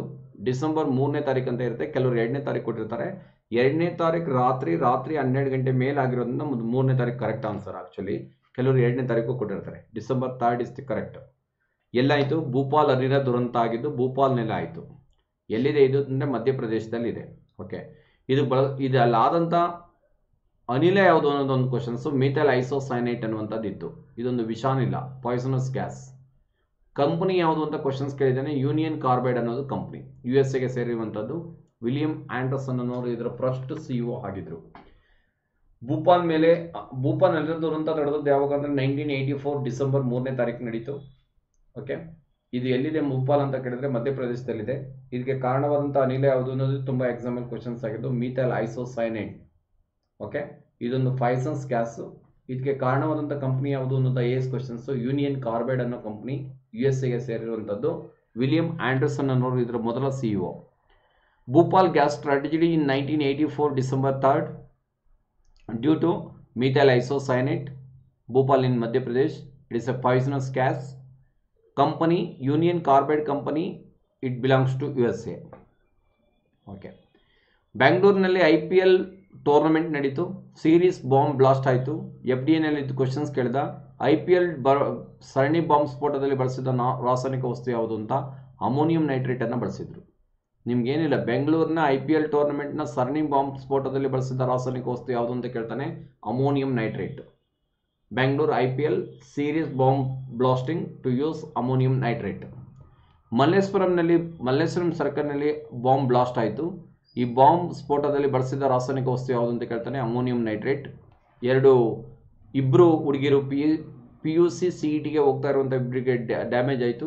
ಲಾಸ್ಟ್ ಇಯರ್ನಲ್ಲಿ ಕರ್ನಾಟಕ ರಾಜ್ಯ ಸರ್ಕಾರ ಅವರಿಗೆ ಅನುಕಂಪದ ಹುದ್ದೆಗಳನ್ನು ನೀಡಿದೆ. ಗೊತ್ತಿದೆ ಇವೆಲ್ಲ ನಿಮಗೆ. ಬ್ಯಾಂಗ್ಳೂರಿನ ಚರ್ಚ್ ಸ್ಟ್ರೀಟ್ನಲ್ಲಿ ಬಾಂಬ್ಸ್ ಇದಾಯಿತು, ಸ್ಫೋಟ ಆಯಿತು. ಭವಾನಿ ಎನ್ನುವಂಥ ಒಂದು ಲೇಡಿಗೆ ತಮಿಳುನಾಡು ಮೂಲದವರಿಗೆ ಕಬ್ಬಿಣದ ಚೂರು ಹೋಗ್ಬಿಟ್ಟು ಬ್ರೈನ್ಗೆ ಹೋಗಿ ಸಾವನ್ನಪ್ಪಟ್ರು. ಓಕೆ, ಗೊತ್ತಿದೆ ಅಂತ ಅಂದ್ಕೊಳ್ತೀನಿ. ಇದಕ್ಕೆ ಕಾರಣವಾದಂಥ ರಾಸಾಯನಿಕ ವಸ್ತು ಯಾವುದು ಅಂತ ಕೇಳ್ತಾನೆ. ಗೊತ್ತಿರಬೇಕಿದು ಅಮೋನಿಯಂ ನೈಟ್ರೇಟ್. ಅಮೋನಿಯಂ ನೈಟ್ರೇಟು ಒಂದು ವೈಟ್ ಕಲರ್ ಪೌಡ್ರು. ಅದಕ್ಕೆ ಬಾಲ್ಸು, ಐರನ್ ಫೀಲಿಕ್ಸು ಇದನ್ನೆಲ್ಲ ಮಿಕ್ಸ್ ಮಾಡಿ ಚುಚ್ಚಿಬಿಟ್ಟು ಬಟ್ಟೆನಲ್ಲಿ ಅದಕ್ಕೆ 2 ವೈರನ್ನು ಕನೆಕ್ಟ್ ಮಾಡಿಕೊಂಡು ಟೈಮರು ಮತ್ತು ಬ್ಯಾಟ್ರಿಗೆ ಕನೆಕ್ಟ್ ಮಾಡಿಕೊಂಡು ಬ್ಲಾಸ್ಟ್ ಮಾಡಿಬಿಡ್ತಾರೆ. ಆದಷ್ಟು ಹೆಚ್ಚಿಗೆ ಜನಕ್ಕೆ ರಕ್ತಪಾತ ಆಗೋದ ರೀತಿಯಲ್ಲಿ ಇದನ್ನು ಮಾಡ್ತಾರೆ. ತುಂಬ ಹಿಂದೆ ಹೈಕೋರ್ಟ್ ಮುಂದೆ ಬಾಂಬ್ ಬ್ಲಾಸ್ಟ್ ಆಯಿತು. ಅದು ಬಳಸಿದಂಥ ರಾಸಾಯನಿಕ ವಸ್ತು ಯಾವುದು ಅಂತ ಕೇಳ್ತಾನೆ. ಜಿಲಾಟಿನ್ ಮತ್ತು ಗ್ರಾನೈಟನ್ನು ಬಳಸ್ತಾರೆ. ಸಾಮಾನ್ಯವಾಗಿ ಕೋರ್ಟ್ ಮುಂದೆ ಹಾಕೋದು ಯಾರೋ ಒಬ್ಬರು ಟಾರ್ಗೆಟ್ ಮಾಡಿ ಲಾಯರನ್ನು ಸಾಯಿಸೋದಕ್ಕೆ ಅಥವಾ ಜಡ್ಜ್ಮೆಂಟ್ ಕೊಡುವಂಥ ಜಡ್ಜ್ಗಳನ್ನು ಸಾಯಿಸೋದಕ್ಕೆ ಇದು ಮಾಡ್ತಾರೆ. ಹಸ್ಬಿಟ್ಟು ಅವ್ರ ಮೇಲೆ ಹಾಕ್ಬಿಟ್ಟು ಬ್ಲಾಸ್ಟ್ ಮಾಡೋದು ಒಂದುವೆ. ಇಲ್ಲದ್ರೆ ತಾವೇ ಕಟ್ಕೊಂಡು ಹೋಗ್ಬಿಟ್ಟು ಅವ್ರನ್ನ ತಪ್ಕೊಂಡ್ಬಿಡ್ತಾರೆ. ಇಬ್ಬರು ಸೇರಿ ಬ್ಲಾಸ್ಟ್ ಆಗಿಬಿಡ್ತಾರೆ. Okay. In Bangalore IPL tournament use ammonium nitrate. Malleshwaram bomb blast use ammonium nitrate. Church Street bomb blast use ammonium nitrate. High court bomb blast use gelatin and graphite. Gelatin and granite. Gelatin and granite. ಬೆಂಗಳೂರಿನಲ್ಲಿ ಮಾಗಡಿ ರೋಡ್ನಲ್ಲಿ ಸೀಗೆಹಳ್ಳಿ ಅಂತ ಇದೆ. ಅಲ್ಲಿ ಬೆಂಗಳೂರಿನಲ್ಲಿ ಇದ್ದಂಥ ಕಸನೆಲ್ಲ ತೆಗೆದುಕೊಂಡೋಗಿ ಹಾಕಿದ್ರು. ಒಂದು 20 days ಅದನ್ನ segregation ಮಾಡಲಿಲ್ಲ, ಸಪ್ರೇಟ್ ಮಾಡಲಿಲ್ಲ. ಇದ್ದಕ್ಕಿದ್ದಂಗೆ ಹತ್ಕೊಂಡು ಉರಿದೋಗ್ಬಿಡ್ತು. ಆ ಹತ್ಕೊಂಡು ಉರಿದೋಗೋದಕ್ಕೆ ಕಾರಣವಾದಂಥ ಅನಿಲ ಯಾವುದು ಅಂತ ಕೇಳಿದ್ರೆ ಮೀಥೇನ್. ಆರ್ಗ್ಯಾನಿಕ್ ವೇಸ್ಟಿಂದ ಬರೋದು ಮೀಥೇನ್. ನಿಮಗೆ ತುಂಬ ಹಿಂದೆ ಬೇರೆ ರೀತಿಯಲ್ಲಿ ಕ್ವಶನ್ಸ್ ಕೊಟ್ಟಿದ್ದಾರೆ. ಗಣಿಗಾರಿಕೆಯ ಸ್ಫೋಟಕ್ಕೆ ಕಾರಣವಾದ ಅನಿಲ ಯಾವುದು ಅಂತ ಕೇಳ್ತಾನೆ. ಮೀಥೇನ್. ಆರ್ಗ್ಯಾನಿಕ್ ವೇಸ್ಟ್ ಇದ್ದು ಮೀಥೇನ್ ಗ್ಯಾಸ್ ಇರುತ್ತೆ. ನೀವು ಗಣಿಗಾರಿಕೆ ಮಾಡ್ಕೊಂಡು ಹತ್ರ ಹೋದಾಗ ತುಂಬ ಲೂಸ್ ಆಗುತ್ತಲ್ಲ, ಸ್ಫೋಟ ಆಗುವಂಥ ಸಾಧ್ಯತೆಗಳಿರ್ತವೆ. ಕೇರಳದಲ್ಲಿ ಒಂದು ಕೊಲ್ಲಂ ಅನ್ನುವಂಥ ಒಂದು ಪ್ಲೇಸು, ಅಲ್ಲಿ ಪಟಾಕಿ ಸ್ಫೋಟ ಆಯಿತು. 110 ಜನರ ಸಾವಾಯಿತು. ಓಕೆ, ಇದು ಗೊತ್ತಿರಲಿ. ಇದು ಕೇರಳದ ಕೊಲ್ಲಂ ಪಟಾಕಿ ಸ್ಫೋಟ, 110 ಜನರ ಸಾವು. ಕೊಲ್ಲಂ ಇನ್ ಕೇರಳ, ಕ್ರ್ಯಾಕರ್ಸ್ ಬ್ಲಾಸ್ಟಿಂಗ್, 110 ಡೆತ್. 224 ಪಟಾಕಿ ಅಂಗಡಿಗಳ ಸ್ಫೋಟ, 224 ಕ್ರ್ಯಾಕರ್ಸ್ ಶಾಪ್ ಬ್ಲಾಸ್ಟ್ ಆಯಿತು. ಚಂಡೀಗರ್ ಅನ್ನುವಂಥ ಪ್ಲೇಸ್ನಲ್ಲಿ, ಹರಿಯಾಣದಲ್ಲಿ. Okay, 224 crackers shop blast, Chandigarh, Haryana. 224 ಪಟಾಕಿ ಅಂಗಡಿಗಳನ್ನು ಆದಷ್ಟು ಓಪನ್ ಫೀಲ್ಡಲ್ಲಿ ಇಟ್ಟಿರ್ತಾರೆ. ಒಂದರಲ್ಲಿ ಬೆಂಕಿ ಕಾಣಿಸ್ಕೊಂಡು 224 ಸುಟ್ಟು ಹೋಯಿತು, ಯಾವುದೇ ಪ್ರಾಣಹಾನಿ ಆಗಲಿಲ್ಲ. ಅಲ್ಲಿ ಬಂದಂಥ ದಟ್ಟವಾದಂಥ ಹೊಗೆ ಕ್ಲಿಯರ್ ಆಗೋದಕ್ಕೆ 3 ಡೇಸನ್ನು ತೆಗೆದುಕೊಳ್ತು. ಇವೆರಡು ರೀಸೆಂಟಾಗಿ ಆಗಿರೋದ್ರಿಂದ ಕ್ವಶನ್ಸ್ ಕೇಳಿದ್ದು. ವಿಶಾಖಪಟ್ಟಣಂ ಅಂತ ಕೇಳಿದ್ದೀರಾ ಆಂಧ್ರ ಪ್ರದೇಶದಲ್ಲಿ. ವಿಶಾಖಪಟ್ಟಣಂ ಅನಿಲ ದುರಂತ ಯಾವಾಗ ನಡೀತು ಅಂದರೆ May 7, 2020, ಮೇ 7ನೇ ತಾರೀಕು 2020ಕ್ಕೆ ಆಯಿತು. ಇದು ರೀಸೆಂಟಾಗಿ ಆಗಿರೋದ್ರಿಂದ ನೀವು ನ್ಯೂಸ್ ಪೇಪರ್ ಅಪ್ಡೇಟ್ ಮಾಡಿರೋದಿಲ್ಲ, ಅದು ಕೊರೋನಾ ಲಾಕ್ಡೌನ್ ಟೈಮ್ ಬೇರೆ, ಅದರಿಂದ ನೋಡ್ಕೊಂಡು ಬರಿಬೇಕು ಇದನ್ನ. ಇದಕ್ಕೆ ಎಲ್ಲಾಯಿತು ಆ್ಯಕ್ಚುಲಿ ಅಂದರೆ RR ವೆಂಕಟಪುರಂ ಅನ್ನುವಂಥ ಪ್ಲೇಸ್ನಲ್ಲಿ ಆಯಿತು. ಈ ಕಂಪ್ನಿ ಬಂದ್ಬಿಟ್ಟು ದಕ್ಷಿಣ ಕೊರಿಯಾದ ಕಂಪ್ನಿ, GKM ಕಂಪ್ನಿ. ಇದು GKM ಕಂಪ್ನಿ LG ಪಾಲಿಮರ್ ತಯಾರಿಕೆಯನ್ನು ಮಾಡ್ತಾರೆ. ಇಲ್ಲಿ LG ಪಾಲಿಮರ್ ತಯಾರಿಕೆ.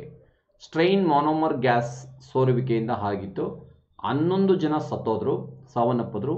ಇವರಿಗೆ ಆಂಧ್ರ ಗೌರ್ಮೆಂಟು, ಜಗನ್ಮೋಹನ್ ಇದು ಗೌರ್ಮೆಂಟು ಇವರಿಗೆ ಒಬ್ಬರಿಗೆ 2 ಕೋಟಿ ರೂಪಾಯಿನ ಡಿಕ್ಲೇರ್ ಮಾಡಿದ್ರು.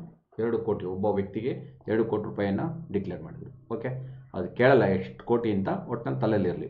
ಇನ್ನೊಮ್ಮೆ ಹೇಳ್ಬಿಡ್ತೀನಿ. ಇದು ವಿಶಾಖಪಟ್ಟಣಂ ಅನಿಲ ದುರಂತ May 7, 2020 ಎಲ್ಲಿದೆ ಅಂದರೆ RR ವೆಂಕಟಪುರಂ ಅನ್ನುವಂಥ ಏರಿಯಾದಲ್ಲಿದೆ. ದಕ್ಷಿಣ ಕೊರಿಯಾದ GKM ಕಂಪನಿ ಇದು. LG ಪಾಲಿಮರ್ ತಯಾರು ಮಾಡುವಂಥ ಕಂಪ್ನಿ ಇದು. ಸ್ಟ್ರೈನ್ ಮಾನೋಮರ್ ಗ್ಯಾಸ್ ಕಾರಣ. ಇದು ಸೋರುವಿಕೆಗೆ ಕಾರಣವಾದ ಅನಿಲ ಯಾವುದು ಅಂತಲೇ ಕೇಳ್ತಾನೆ. Strain monomer gas. 11 ಜನರ ಸಾವು. ಇಷ್ಟು ಗೊತ್ತಿದ್ರೆ ಸಾಕು. Okay, Visakhapatnam gas tragedy in May 7, 2020, RR Venkatapuram. It belongs to ಅಥವಾ established by South Korea GKM company. LG polymer company ಇದು. The responsible gas is styrene monomer gas. 11th death. Okay, ಇದು ಬರುವಂಥ ಸಾಧ್ಯತೆ ಇದೆ. ಇದು ಇತ್ತೀಚೆಗೆ ನಡೆದಿದ್ದು. ಲೆಬನಾನ್ ಸ್ಫೋಟ August 4ನೇ ತಾರೀಕು 2020ನಲ್ಲಿ ಆಯಿತು. August 4th, 2020. ಅಮೋನಿಯಂ ನೈಟ್ರೇಟ್ ಕಾರಣ. ಇದಕ್ಕೆ ಅಮೋನಿಯಂ ನೈಟ್ರೇಟನ್ನು ಸಂಗ್ರಹ ಮಾಡಿಟ್ಟಿರು, ಅದು ಎಕ್ಸ್ಪ್ಲೋಸ್ ಆಗಿಬಿಟ್ಟು ತೊಂದರೆ ಆಯಿತು. ಎಷ್ಟು ಅಂತಂದರೆ 2700 ಟನ್ಸ್. 1 ಟನ್ ಅಂದರೆ 1000 kg, ಅಂದರೆ 2700 ಟನ್ಸ್ ಅಷ್ಟು ಸ್ಫೋಟ ಆಯಿತು. ಇದರಲ್ಲಿ 100 ಸಾವು, 100 ಡೆತ್ ಆಯಿತು. 4000 ಜನಗಳಿಗೆ ತೊಂದರೆ ಆಯಿತು. 4000 ಡ್ಯಾಮೇಜ್ ಆದರು. Okay, Lebanon explosion August 4th, 2020. It is responsible for ammonium nitrate. Total 2700 tons, 100 death, 4000 people are injured. Okay, very important. ಇದ್ರ ಮೇಲೆ ಒಂದು ಕ್ವಶನ್ಸ್ ಅನ್ನ ಎಕ್ಸ್ಪೆಕ್ಟ್ ಮಾಡ್ಬೋದು. ಓಕೆ, ನಾನ್ ಮೆಟಲ್ಸ್ ತುಂಬಾ ಚಿಕ್ಕ ಚಾಪ್ಟರ್ ಆಗಿರೋದ್ರಿಂದ ಇನ್ನೊಂದು ಸ್ವಲ್ಪ ಆಡಪ್ ಆಗಲಿ ಅನ್ನೋದಕ್ಕೋಸ್ಕರ ಕೆಮಿಕಲ್ ಅವಘಡಗಳನ್ನು ಸೇರಿಸ್ತೆ. ನಿಮಗೆ ತುಂಬಾ ಕ್ವಶನ್ಸ್ ಈ ಏರಿಯಾದಲ್ಲಿ ಬಂದಿವೆ. ಭೂಪಾಲ್ ಅನಿಲ ದುರಂತ ಯಾವಾಗ ನಡೀತು, ಅದಕ್ಕೆ ಕಾರಣವಾದ ಯಾವುದು, ಕಂಪನಿ ಯಾವುದು, ಇದೆಲ್ಲ ಕ್ವಶನ್ಸ್ ಆಗಿವೆ. ಅದೇ ರೀತಿಯಲ್ಲಿ ಈ ಏರಿಯಾದಲ್ಲಿ ಒಂದು ಕ್ವಶನ್ಸ್ ಅನ್ನ ಎಕ್ಸ್ಪೆಕ್ಟ್ ಮಾಡ್ಬೋದು. ಓಕೆ, ಅರ್ಥ ಆಗಿದೆ ಅಂತ ಭಾವಿಸ್ತೀನಿ ಸ್ನೇಹಿತರೆ. ಮುಂದಿನ ಇದರೊಳಗೆ ಅಲಾಯ್ಸ್ಗೆ ಹೋಗೋಣ, ಮಿಶ್ರ ಲೋಹಗಳಿಗೆ ಹೋಗೋಣ. ಲೋಹಗಳು ಗೊತ್ತಾಯ್ತು ನಮಗೆ, ಅಲೋಹಗಳು ಗೊತ್ತಾಯ್ತು. ಇದಾದ್ಮೇಲೆ ಮಾನವ ಒಂದು ಲೋಹವನ್ನು ಇನ್ನೊಂದು ಲೋಹಕ್ಕೆ ಸೇರಿಸ್ತಾ ಹೋದ, ಅಥವಾ ಒಂದು ಲೋಹವನ್ನು ಇನ್ನೊಂದು ಮಿಶ್ರ ಲೋಹಕ್ಕೆ ಸೇರಿಸ್ತಾ ಹೋದ. ಅವಾಗ ಅವನಿಗೆ ಹೊಸತನ ಕ್ರಿಯೇಟ್ ಆಯಿತು. ಅವಾಗ ಮಿಶ್ರ ಲೋಹಗಳು ಅಂತ ಬಂತು, ಹೊಸ ಲೋಹ ಉಂಟಾಯಿತು. ಆ ಮಿಶ್ರ ಲೋಹಗಳ ಬಗ್ಗೆ ಮುಂದಿನ ತರಗತಿಯಲ್ಲಿ ಅಧ್ಯಯನ ಮಾಡೋಣ. ಧನ್ಯವಾದಗಳು. ನಾವು ಇದನ್ನ ಕ್ಲಾಸನ್ನು ಕಂಟಿನ್ಯೂ ಮಾಡೋದಕ್ಕೆ ಡಾಕ್ಟರ್ VRS ಗ್ರೂಪ್ ಅನ್ನುವಂಥ ಇದನ್ನು ಯೂಟ್ಯೂಬನ್ನು ಸಬ್ಸ್ಕ್ರೈಬ್ ಮಾಡಿ, ಮತ್ತು ನಿಮಗೆ ಮಾಹಿತಿಗೋಸ್ಕರ, ನೋಟ್ಸ್ಗೋಸ್ಕರ ಡಾಕ್ಟರ್ VRS ಗ್ರೂಪ್ ಅನ್ನುವಂಥ ಟೆಲಿಗ್ರಾಮ್ ಇದನ್ನು ಲಿಂಕನ್ನು ಫಾಲೋ ಮಾಡಿ ಅಂತ ಹೇಳ್ತಾ ಇವತ್ತಿನ ತರಗತಿಯನ್ನು ಮುಗಿಸ್ತೇನೆ. ಧನ್ಯವಾದಗಳು.